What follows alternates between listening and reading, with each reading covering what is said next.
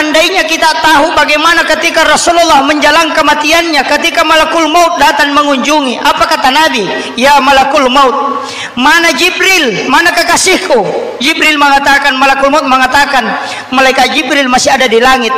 Dia tidak mampu melihat engkau Muhammad dicabut nyawamu karena dia begitu cinta kepadamu.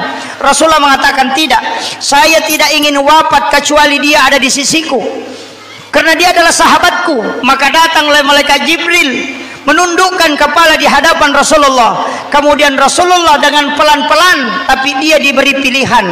Wahai Rasul, Allah mengirim pesan kepadamu. Mana yang kau pilih? Kau ingin melanjutkan dakwahmu, dipanjangkan umurmu, atau engkau ingin menghadap kepada Allah? Hanya Rasulullah yang diberikan kesempatan untuk ditambah umurnya.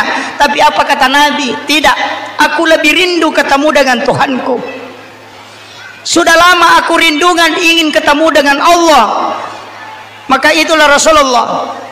Ketika Rasulullah dicabut nyawanya, dia memberitahu kepada malakul maut, wahai malakul maut, beginikah sakitnya ketika umatku dicabut nyawanya?